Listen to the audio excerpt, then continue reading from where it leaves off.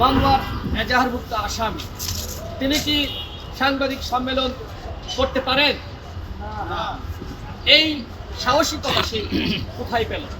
আমরা দেখেছি যে জাতীয় নাগরিক কমিটির মুখপাত্র, বৈষম্য বিরোধী ছাত্র আন্দোলনের অন্যতম নেতৃত্ব সার্জিস, তিনি নিজে ওই অপরাধীদের যে প্রেস কনফারেন্স, সেটার নোটিশ সাংবাদিকদের কাছে একটি গ্রুপে তিনি নিজে তার হোয়াটসঅ্যাপ আইডি থেকে প্রেরণ করেছেন।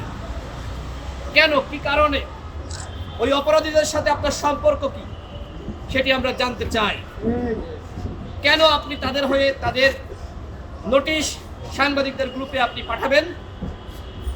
আপনি কি তাদেরকে রক্ষা করতে চান? আপনি ইতিমধ্যে ফারুক হাসানকে দেখতে এসেছেন, এজন্য আপনাকে আমরা ধন্যবাদ জানাই। কিন্তু দেখতে আসার পরেও আবার সেই অপরাধীদের সাথে সম্পর্ক, তাদের নোটিশ সাংবাদিকদের গ্রুপে পাঠানো, এইটাকে আমরা খুব ছোটভাবে দেখছি না। আমরা জাতীয় নাগরিক কমিটির আহ্বায়ক, সদস্য সচিব সহ যারা আছে তাদের দৃষ্টি আকর্ষণ করছি, এই বিষয়টি আপনাদেরকে খতিয়ে দেখতে হবে। এই ঘটনায় সার্জিসের প্রত্যক্ষ এবং পরোক্ষ কোনো ইন্ধন আছে কিনা সেটি আমরা তদন্ত সাপেক্ষে জানতে চাই, এবং সেই তদন্ত করার দায়িত্ব জাতীয় নাগরিক কমিটি।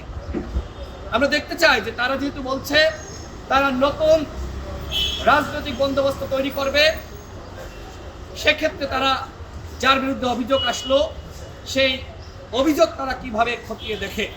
আমরা এখনই বলছি না যে এই ঘটনার সাথে সার্জিস জড়িত, কিন্তু একটি ক্লু কিন্তু আমাদের হাতে এসেছে। তিনি ফারুককে দেখতে আসলেন, দেখতে আসার পরেও তিনি আবার তাদের সেই নোটিশ, এই আপনারা সাংবাদিকরা সাক্ষী, আপনাদের গ্রুপে পাঠিয়েছেন। তনয় এবং সাইফুল, তাদের সাথে আপনাদের সম্পর্ক কি আমরা জানতে চাই। কেন শহীদ মুগ্ধের ভাই স্নিগ্ধ এখানে আসলো? কেন তিনি আপোষ করতে বলছেন? জুলাই স্মৃতি ফাউন্ডেশন কারের বাবার সম্পদ নয়। আপনি অপরাধীদের সাথে আপোষ করছেন কেন? টাকা পেয়েছেন? এই যে জুলাই স্মৃতি ফাউন্ডেশনকে ব্যবহার করে অপরাধীদেরকে আশ্রয় প্রশ্রয় দেওয়া, এটি আমরা সহ্য করছি না। আমরা এই অপরাধের বিচার চাই। কেন স্নিগ্ধ আজকে ফারুকের কাছে আপোষ করার জন্য আসলো? ডক্টর ইউনূস স্যার যেহেতু এই ফাউন্ডেশনের সভাপতি, সুতরাং আমরা তার কাছে জবাবদিহিতা চাই।